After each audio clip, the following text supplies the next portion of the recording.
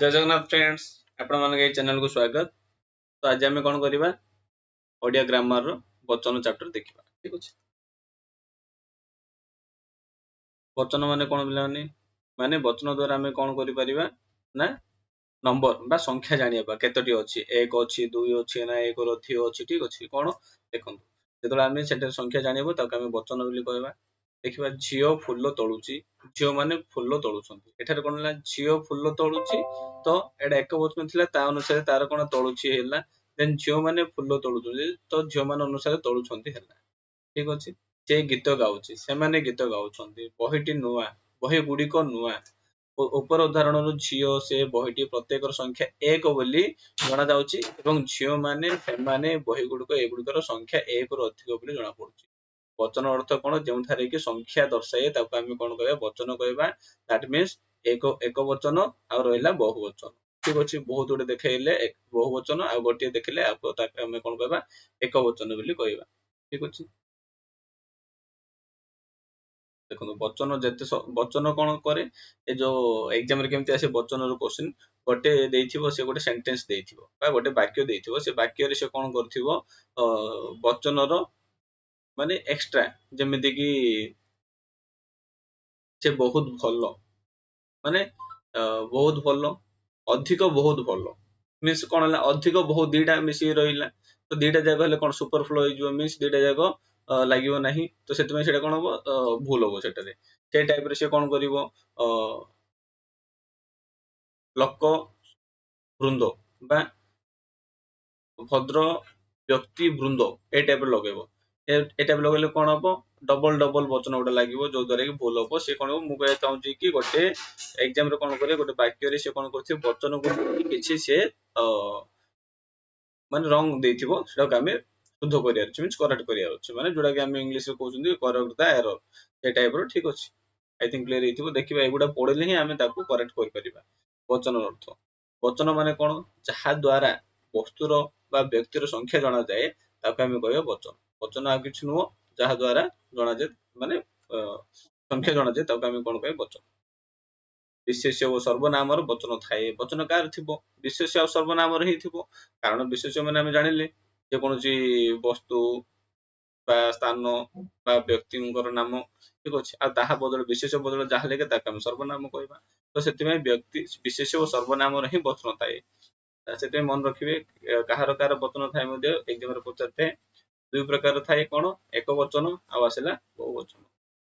Then हम देखिबा एक वचन कोन माने एक वचन बहुवचन रो से चिन्ह गुडा आमे जानिले कौन कर परिबा जो वाक्य रे जहा भी से गोटे देइथिबो गोटे सेंटेंस देइथिबो बा वाक्य देइथिबो से वाक्य रे जहा भी से भूल देइथिबो से भूल को आमे संशोधन करिया पड़िबो ए टाइप रे ही एग्जाम रे दे आ बहुत गुडा एग्जाम रे मध्ये आसीसे मध्ये याको नै तो वचन जानिबा होउची एतिके आवश्यक होते। ठीक अछि तो वचन प्रत्येक पिलांग माइंड रे थाए हां वचन कोन सहज एक वचन बहुवचन किंतु ता पर मध्ये बहुत गुडे जिंस अछि जहा को आमे जानिया को पड़िबो से चिन्ह गुडा जानिया पड़ियो जो द्वारा कि आमे वचन को निर्धारण करि परिबा।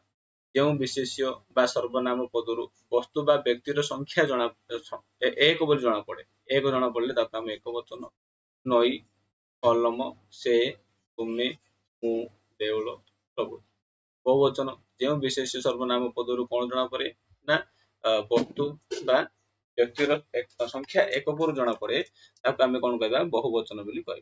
कोन नई गुडिक कलम सबु ସେମାନେ ତୁମେ ମାନେ ଆମେ ମାନେ ଦେଉଳ ଗୁଡିକ इत्यादि होउछ कोन बहुवचन। आई थिंक क्लियर हेतिबो नेक्स्ट देखिबा कोन एक वचन बुझिया पे साधारणतः चिन्ह लागि न थाए एक वचन पे किछि चिन्ह न थाए से कहउची कोन जेपरि पर्वत सेतरा किछि चिन्ह लागिन फुल मींस गोटी फुल बगीचा मींस गोटी फुल पुओ मींस गोटी पुओ सेते चिन्ह लागिला पुओ गुडिक एडा बहुवचन हे। ठीक अछि मात्र हमर व्यवहार रे एक वचन बुझिया पे शब्द रे कोन लगे थांती साधारणतः लागि न थाए किंतु केते जगह लागे कोन टी टा टी टीए गोटिए गोटाए गोटिक खंडे देन आसीबो खंडिए खंडी प्रभृति एक वचन जगे कोन करा जाय पिलाटा दुष्ट एक्चुअली पिलाटा कोन हला पिलाटा होचे एक वचन किंतु आमे कोन करले पिला रे टी टा गोटे शब्द लगे दे। ठीक अछि जो द्वारा कि एक वचन हेला कलमटी कथाटीए कियारी गोटाक पाळुंगा गोटा कदली को टंकाए ए टाइप रे आमे कोन करले गोटे गोटे କିଛି ଶବ୍ଦ ଲଗାଇଲି। କେତେକ ସ୍ଥଳରେ ସମ୍ମାନ ପରିମାଣ ବୁଝିବା ପାଇଁ ଏକ ବଚନରେ ଆମେ କଣ କରନ୍ତି ଏ ଲଗାନ୍ତି।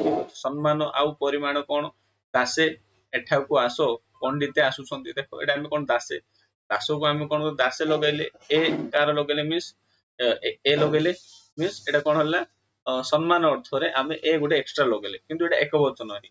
ଦେନ୍ ପଣ୍ଡିତେ ପଣ୍ଡିତ ମାନେ ସମସ୍ତଙ୍କୁ ନାହିଁ କଣ ଜଣକୁ ବୁଝେଇଲା ପଣ୍ଡିତେ ଆସୁଛନ୍ତି ମିନ୍ସ ସମ୍ମାନ ଅର୍ଥରେ ଆମେ କଣ କଲେ ଏଠାରେ ଏ ଲଗେଇଛନ୍ତି। ପ୍ରଧାନେ ଏତେ ଦିନ ଯାଏ କେଉଁଠି ଥିଲ ପ୍ରଧାନେ ମିନ୍ସ ଏଇଟା ବହୁବଚନ ନୁହଁ ଏଠାରେ ଏ ଲାଗି ମଧ୍ୟ ଏଇଟା ହଉଛି ଏକ ବଚନ। ପଦେ କଥା ଇଞ୍ଚେ ଭୂମି ମାଣେ ଜମି ଟଙ୍କାଏ। ଠିକ ଅଛି। ଦେନ୍ ଆମେ ଦେଖିବା ବହୁବଚନ।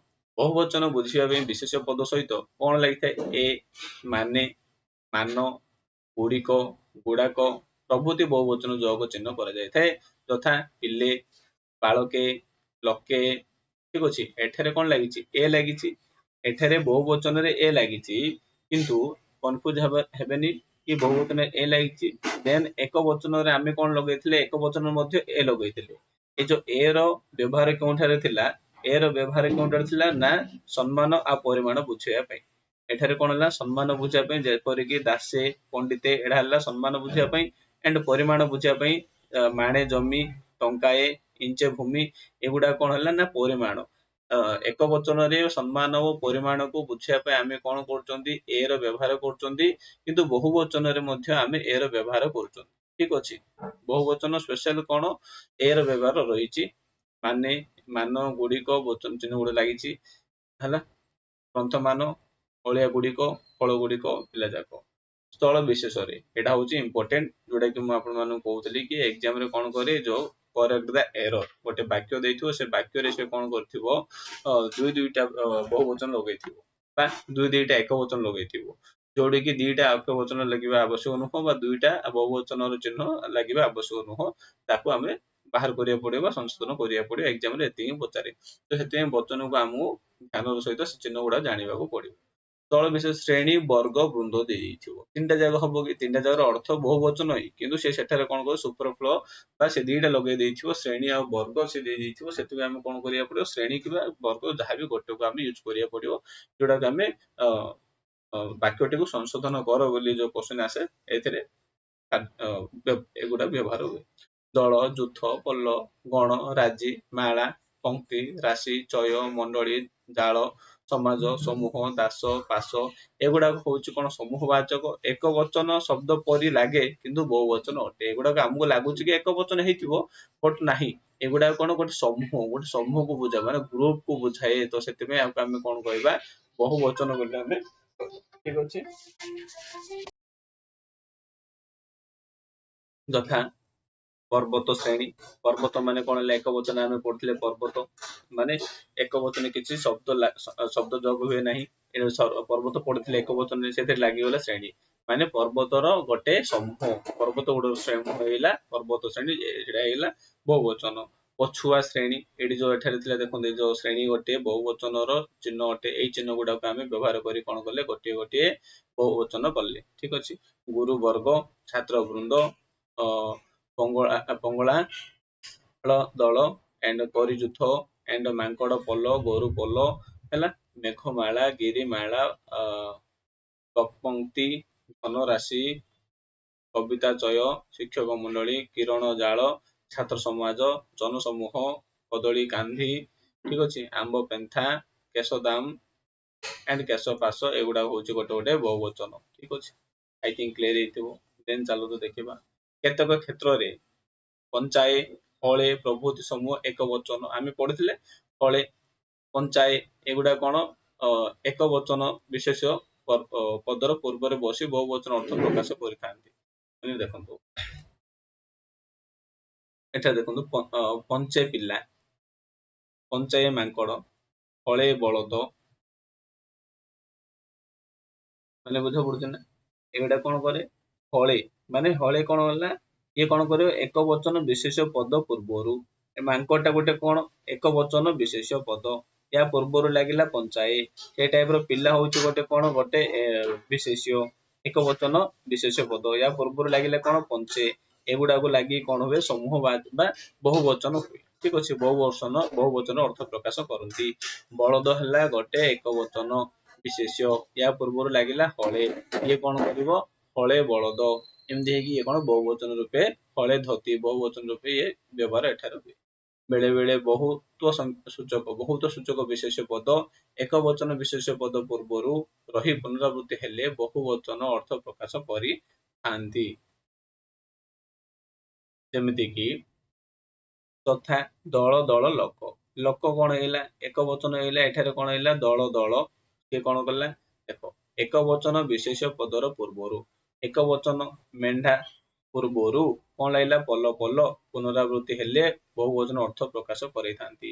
ଏଥିରୁ ଆମେ କଣ ଜାଣିଲେ, ଯେଉଁଠାରେ ଗୋଟେ ଶବ୍ଦ ପୁନରାବୃତ୍ତି ହୋଇଥାଏ ତାହା କଣ କରେ ବହୁ ବଚନକୁ ସେ ସୂଚାଏ। କାନ୍ଦି କାନ୍ଦି କଦଳୀ, କଦଳୀ କଣ ହେଲା ଏକ ବଚନ ହେଲା, ଏକ ବଚନ ବିଶେଷ ହେଲା, ତା ପୂର୍ବରୁ ରହିଲା କାନ୍ଦି କାନ୍ଦି। ସେଇଟା ପରେ ଆମ୍ବ ହେଲା କଣ ଏକ ବଚନ, ତା ପୂର୍ବରୁ ଲାଗଲା ପେନ୍ଥା ପେନ୍ଥା, ତ ଏଇଟା ହେଲା କଣ ହେଲା ନା ବହୁ ବଚନକୁ ଇଏ ବୁଝେଇଲା।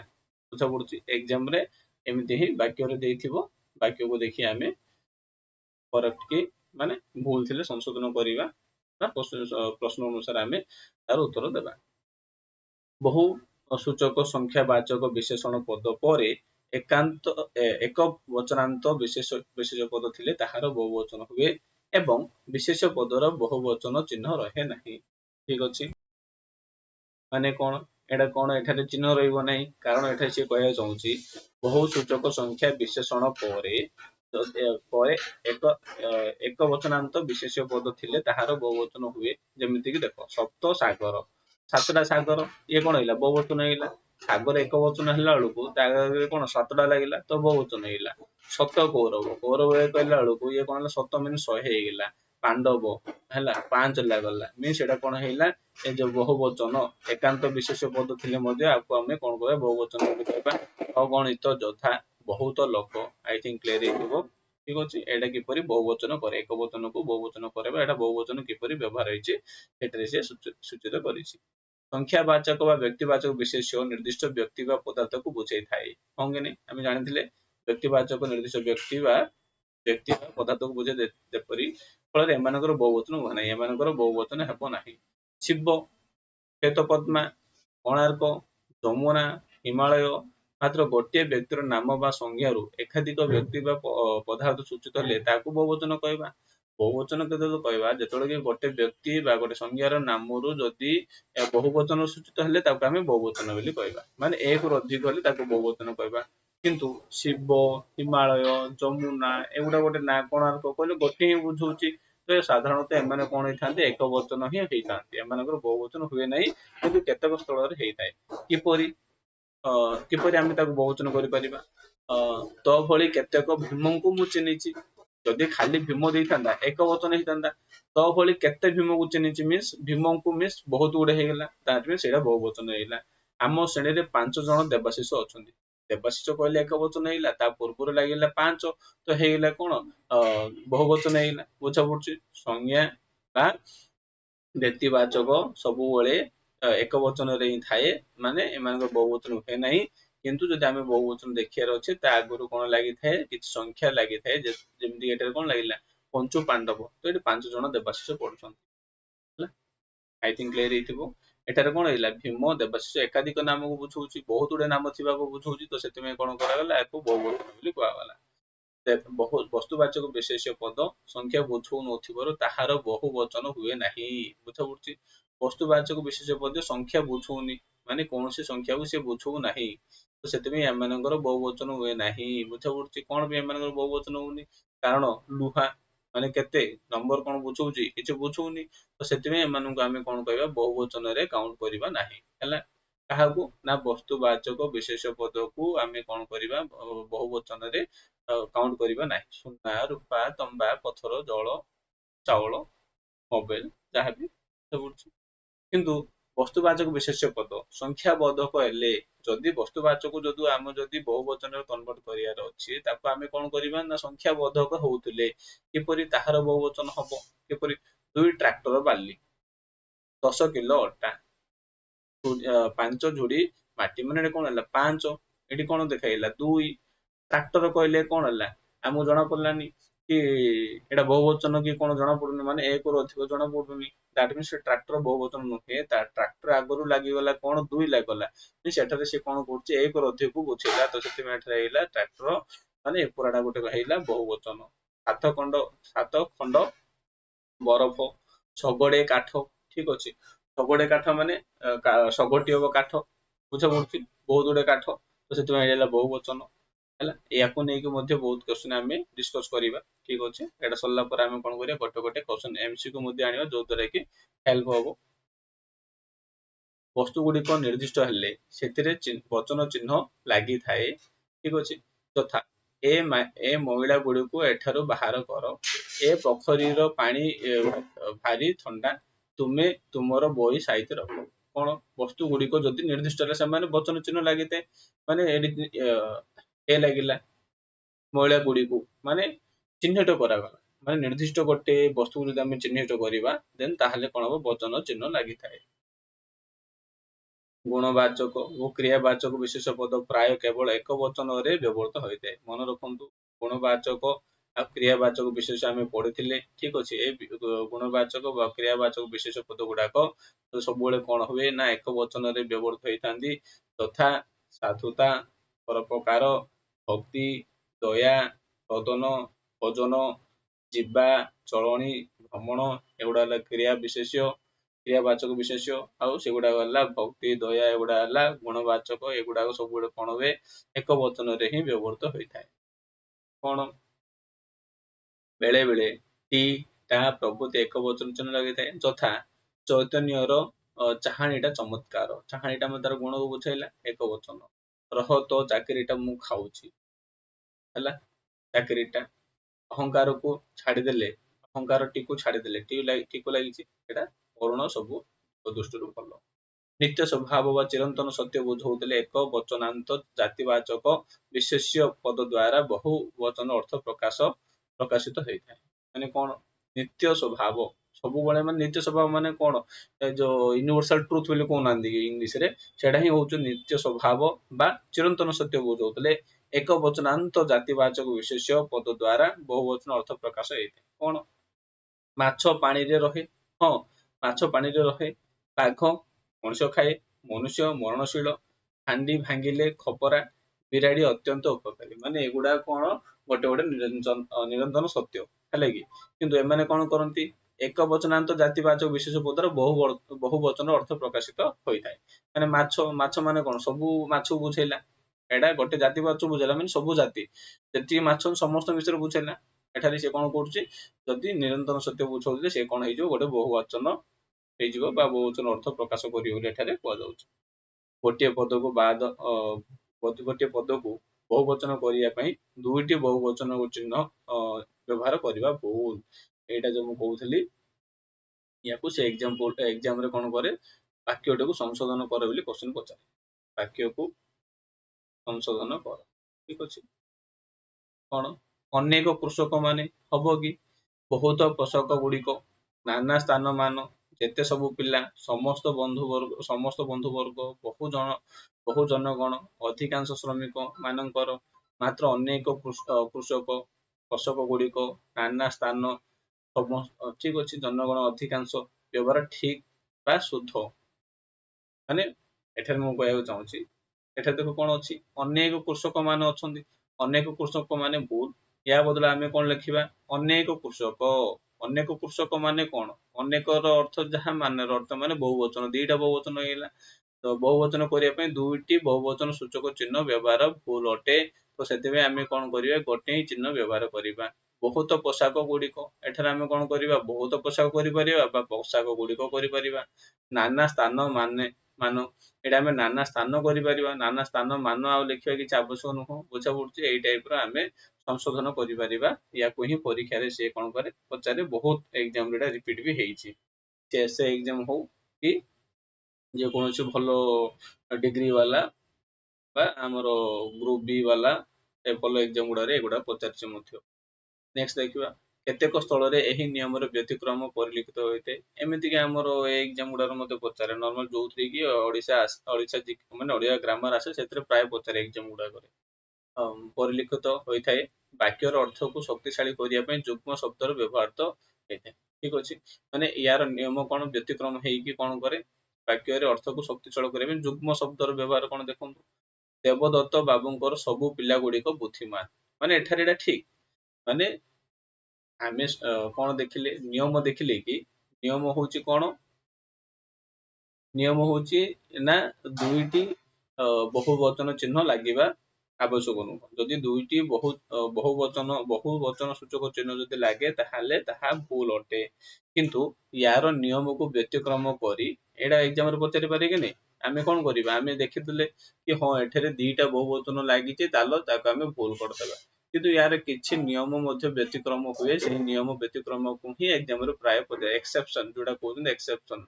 ଏ ଏକ୍ସେପସନ ଗୁଡାକ କଣ କରେ, ପ୍ରାୟ ଏକ୍ଜାମ ରେ ବେଶୀ ପଚାରେ। ତ ଏକ୍ସେପସନ ଯୋଗୁ ଆମେ ଜାଣିବାର ଅଛି, ତ ଇଏ କଣ କରେ, କେତେକ ସ୍ଥଳରେ ଏଇ ନିୟମର ବ୍ୟତିକ୍ରମ, ଏଇ ନିୟମଟା କଣ ବ୍ୟତିକ୍ରମ ମିନ୍ସ ଭାଙ୍ଗିଯାଏ, ନିୟମ ଭାଙ୍ଗିଯାଏ।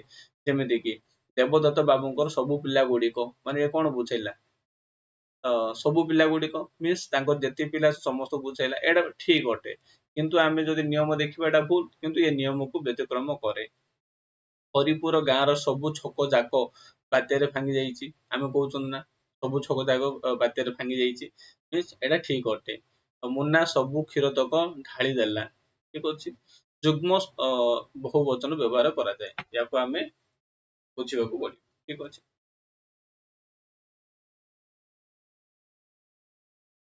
ନେକ୍ସଟ ଦେଖିବା, ଯାକ ବହୁବଚନ ଚିହ୍ନ ରୂପେ ବ୍ୟବହୃତ ହେବା କୁହାଯାଇଛି, ମାତ୍ର ଏଠାରେ ବ୍ୟାପ୍ତି ଅର୍ଥରେ ସ୍ୱତନ୍ତ୍ର ବ୍ୟବହାର ଅଛି। ଯଥା ଯାକର ବହୁବଚନ ରୂପେ ଆମେ ଦେଖିବା, ଯାକଟା କଣ ବହୁବଚନ ରୂପେ ବ୍ୟବହୃତ ହେବା କୁହାଯାଇଛି, ମାତ୍ର ଏହାର ବ୍ୟକ୍ତି ଅର୍ଥରେ କଣ ଦେଖିବା, ଏହାର ବହୁବଚନ ଚିହ୍ନ ଯାକଟା, କିନ୍ତୁ କଣ କଣ କହୁଛି ଦେଖନ୍ତୁ, ବର୍ଷ ଯାକ ମିନ୍ସ ବ୍ୟାପ୍ତି ଅର୍ଥରେ ବ୍ୟାପୀ ରହିଲା, ବର୍ଷଟା ଯାକ ବ୍ୟାପୀ ରହିଲା, ବର୍ଷଟା ଯାକ ତ ଗଲା, ମାନେ ବର୍ଷ ଯାକ ତ ଗଲା, ଦିନେ ବହି ଧରିନୁ ପରୀକ୍ଷାରେ ପାସ୍ କରିଥାନ୍ତୁ କେମିତି, ଏଠାରେ ଯାକ ବଚନ ଚିହ୍ନ ରୂପେ ବ୍ୟବହୃତ ହୋଇନଥାଏ, ମାନେ ବଚନ ଚିହ୍ନ ରୂପେ ବ୍ୟବହୃତ ନୁହେଁ, ବ୍ୟାପ୍ତି ଅର୍ଥରେ ଏଠାରେ ବ୍ୟବହୃତ ହେଇଛି, ସେ କହିବାକୁ ଚାହୁଁଛି। ଠିକ ଅଛି, ତ ଏଠାରେ ସେ କଣ କହିଲା ଦେଖନ୍ତୁ, ବହୁବଚନ ଚିହ୍ନ ରୂପେ ବ୍ୟବହୃତ ହେବା କୁହାଯାଇଛି, ମାତ୍ର ଏହା ମାନେ ବହୁବଚନ ରୂପେ କୁହାଯାଇଛି, ବଟ୍ ଇଏ କହୁଥିଲେ ନା ବ୍ୟାପ୍ତି ଅର୍ଥରେ ଏଇଟା ବ୍ୟବହୃତ ହେଇଛି। ଦେଖିବା ଆଉ କିଛିଟା, କେତେକ ସ୍ଥଳରେ ବିଶେଷ୍ୟ ଓ ବିଶେଷଣ ପଦ ଦ୍ୱିତୀୟ କରାଯିବା ଦ୍ୱାରା ବହୁବଚନ ସୂଚିତ ହୋଇଥାଏ। ଦ୍ୱିତୀୟ ମିନ୍ସ କହିଥିଲି ଯୋଉଟା ମାନେ ଦୁଇଥର, ଆମେ ତାକୁ ଦ୍ୱିତୀୟ ମିନ୍ସ ଦୁଇଥର ବ୍ୟବହାର କରିବା। ବଝ ବଝ ଆମ୍ଭ ମିନ୍ସ ଏଇଟା କଣ ହେଲା, ବହୁବଚନ ହେଲା, ବହୁବଚନ ସୂଚିତ ହେଲା। କେତେକ ସ୍ଥଳରେ କଣ କହିଛି, ବିଶେଷ୍ୟ ବିଶେଷଣ ପଦ, ବିଶେଷ୍ୟ ମିନ୍ସ ଆମ୍ବ ଗୋଟେ ବିଶେଷ ହେଲା, ଓ ବିଶେଷଣ ପଦ, ଠିକ ଅଛି। ଏ ଯୋଉ ଏଇଟା କଣ, ବଝ ବଝ ବରା ହେଲା, ହାଣ୍ଡି ହାଣ୍ଡି ଦହି, ଟ୍ରକ୍ ଟ୍ରକ୍ ବାଲି, ସୁନ୍ଦର ସୁନ୍ଦର ଗୋଲାପ, ଛୋଟ ଛୋଟ ଆମ୍ବ, ଏଗୁଡା ସବୁ ଏଇଲା କଣ ବହୁବଚନକୁ ବୁଝାଏ। ତାପରେ ଆମେ ଦେଖିବା, ଆତ୍ମସମ୍ମାନ ବୁଝିବା ପାଇଁ ଅର୍ଥରେ କଣ ସର୍ବନାମ ମୁଁ ବଦଳରେ କଣ ଆମେ ବହୁବଚନ ର ବ୍ୟବହାର କରିଥାଉ। ଆତ୍ମସମ୍ମାନ ବୁଝିବା ପାଇଁ, ଆତ୍ମସମ୍ମାନ ମାନେ କଣ, ଆମେ ଅର୍ଥ ଲୋଭରେ କୋଉ କର୍ମ କରିପାରିବୁ ନାହିଁ, ଆମେ ମାନେ ସେ ନିଜକୁ କହୁଛି, କିନ୍ତୁ ନିଜର ଆତ୍ମସମ୍ମାନ ପାଇଁ କହୁଛି ନା, କହୁନାହାନ୍ତି ଆମେ କଣ ଏତେ ଖରାପ, ନା ମୁଁ କଣ ଏତେ ଖରାପ ବଦଳରେ ଆମେ କହୁନାହାନ୍ତି ଆମେ କଣ ଏତେ ଖରାପ, ତାର ଆତ୍ମସମ୍ମାନ କଥା କୁହାଯାଉଛି। ଆମେ ତୁମକୁ ଚିହ୍ନି ନାହୁଁ, ଅର୍ଥାତ ମୁଁ ତୁମକୁ ଚିହ୍ନି ଅଛି, ଠିକ ଅଛି, ଚିହ୍ନି ଅଛୁ, ଆମେ ତମକୁ ଚିହ୍ନି ଅଛୁ ମିନ୍ସ ମୁଁ ତୁମକୁ ଚିହ୍ନି ଅଛି, ହଁ ଆମେ ଜାଣିଛୁ ତମକୁ, ତମେ କୋଉ ଟାଇପ ର, କହୁନାହାନ୍ତି କି ରାଗିଲେ, ତ ଏଇଟା ହଉଛି ମୁଁ ଜାଣିଛି ବୋଲି କଥା, ମାନେ ଆତ୍ମସମ୍ମାନ ଅର୍ଥରେ କୁହାଯାଉଛି। ଏଠି ମୁଁ, ଆମେ ମିନ୍ସ ମୁଁ ବୁଝାଏ, ତ ଏଇଟା ବହୁବଚନ ରୂପେ ବ୍ୟବହାର ହେଇଛି, ହେଲା, ମୁଁ ବଦଳରେ ବହୁବଚନରେ ବ୍ୟବହାର ହେଇଛି। ସମ୍ମାନ ସୂଚକ ଏକ ବଚନ କ୍ରିୟାର ରୂପ ବହୁ ବଚନ ସହିତ ସମାନ ଅଟେ, ଠିକ ଅଛି। ସମ୍ମାନ ସୂଚକ ଏକ ବଚନ କ୍ରିୟାର ରୂପଟି ବହୁ ବଚନ ସହିତ ସମାନ ହୋଇଥାଏ, ଯଥା ବାପା ଖାଇଲେ, ଠିକ ଅଛି, ବାପା ଖାଇଲେ, ତ ଏଠାରେ ଆମକୁ ଲାଗୁଛି କଣ, ବାପା ଖାଇଲେ ଏକ କ୍ରିୟାର ରୂପ ବହୁ ବଚନ ସହିତ ସମାନ ଅଟେ। ଅତିଥି ଖାଇଲେ, ଅତିଥି ମାନେ ଖାଇଲେ, ମାନେ ଏଠାରେ ସେ କଣ କହିବାକୁ ଚାହୁଁଛି, ଖାଇଲେ ଆମକୁ ଲାଗୁଛି ଏକ ବଚନ କ୍ରିୟାଟା, ଆକ୍ଚୁଆଲି ଏକ ବଚନ କ୍ରିୟାଟା, କିନ୍ତୁ ଏଟା କହୁଥିଲେ ନା ବହୁ ବଚନ ସହିତ ସମାନ ବୋଲି ସେ କହୁଛି, ସେ ଉପଦେଶ ଦେଉଛନ୍ତି, ମାନେ ଏକ ବଚନ କ୍ରିୟା, ବଟ ଏହା କଣ ହଉଛି ବହୁ ବଚନ ସହିତ ସମାନ। ବାପା ଖାଇଲେ ମିନ୍ସ ଏଟା ବହୁ ବଚନ ସହିତ ସମାନ। ସେମାନେ ଉପଦେଶ ଦେଉଛନ୍ତି। ଏଇଟା ଦେଖନ୍ତୁ, ଏଇଟା ମଧ୍ୟ ଏକ୍ଜାମ ରେ ପଚାରେ। ଏକ ବଚନାନ୍ତ ଓ ବହୁ ବଚନାନ୍ତ ବଚନ ଚିହ୍ନ ଏ ମଧ୍ୟରେ ପାର୍ଥକ୍ୟ ଅଛି, ତଥା କିଲେ ଚାଉଳ ଦିଅ। ଏଇଟା କଣ ହେଲା? ଏକ ବଚନ। କିଲେ ମିନ୍ସ ଏକ। ପିଲେ ଗହଳି କରୁଛନ୍ତି। ପିଲେ ମାନେ ବହୁ ବଚନ ହେଇଗଲା। ଏଠି ଏ ଲାଗିଲା ବେଳେ କଣ ହେଲା? ମାନେ ସଂଖ୍ୟାକୁ ବୁଝେ, ସେଇଟା ଆମେ ପଢୁଥିଲେ ପରିମାଣ। ଠିକ ଅଛି, ପରିମାଣକୁ ବୁଝିବା ପାଇଁ ଏ ଲଗାନ୍ତି, ଲାଗିଲେ ମଧ୍ୟ ସେଟା କଣ ହବ? ଏକ ବଚନ ହବ। ଠିକ ଅଛି, ସେଟା ପିଲେ ଗହଳି କରୁଛନ୍ତି ବହୁ ବଚନ। ବାବୁ ଭିକ ମୁଠେ ଦିଅ, ଏଟା ମଧ୍ୟ ପରିମାଣ ବୁଝେଇଲା, ଏକ ବଚନ। କୋଣ ଜନେ ମିନ୍ସ ବହୁ ବଚନ ବୁଝେଇଲା। ଆଇ ଥିଙ୍କ କ୍ଲିୟର ହେଇଥିବ ବଚନ ମାନେ କଣ। ବଚନ ଏକ ବଚନ ବହୁ ବଚନ ଅଛି, ସିମ୍ପଲ କଥା ହେଲା ଏକ ବଚନ ବହୁ ବଚନ। କିନ୍ତୁ ଏକ ବଚନରେ କିଛି ଚିହ୍ନ ଅଛି, ଆଉ ବହୁ ବଚନରେ କିଛି ଚିହ୍ନ ଅଛି। ଏକ ବଚନ କିଛି ଚିହ୍ନକୁ ଜାଣିବା, ଆଉ ବହୁ ବଚନ କିଛି ଚିହ୍ନକୁ ଜାଣିବା। ବହୁ ବଚନ ଚିହ୍ନ ଗୁଡକୁ ବାରମ୍ବାର ବ୍ୟବହାର ହେଲେ ତାହା ଭୁଲ ଅଟେ, ତାକୁ ଆମେ କଣ ସଂଶୋଧନ କରିବା। ଆଉ ତାର ମଧ୍ୟ କିଛି ନିୟମ ବ୍ୟତିକ୍ରମ ହେଇକି ସେ ଯୁଗ୍ମ ଶବ୍ଦ ଗୁଡାକ ସହିତ ସେ ବହୁ ବଚନ ବ୍ୟବହାର ହେଇଥାଏ। ଆଉ ଏକ ବଚନର ଏ ର ବ୍ୟବହାର, ଆଉ ବହୁ ବଚନରେ ଏ ର ବ୍ୟବହାର, ଏଗୁଡାକୁ ଆମେ ଜାଣିବା। ଠିକ ଅଛି, ଆଇ ଥିଙ୍କ କ୍ଲିୟର ହେଇଥିବ ନିୟମ ଗୁଡା ଆମେ ପଢିଲେ। ଯଦି ଆପଣ ମାନଙ୍କୁ ଯଦି ଏଇ କ୍ଲାସ ଭଲ ଲାଗିଛି ତାହେଲେ ଲାଇକ୍ କରିବେ, ସେୟାର କରିବେ। ଠିକ ଅଛି, ଆଉ କମେଣ୍ଟ ସେକ୍ସନ ରେ ଆଉ ଇମ୍ପ୍ରୁଭ କରିବା ବା କେମିତି କଣ ହେଇଛି ଆପଣ କମେଣ୍ଟ ସେକ୍ସନ ରେ ମତେ ଜଣାଇ ପାରିବେ। ଜୟ ଜଗନ୍ନାଥ।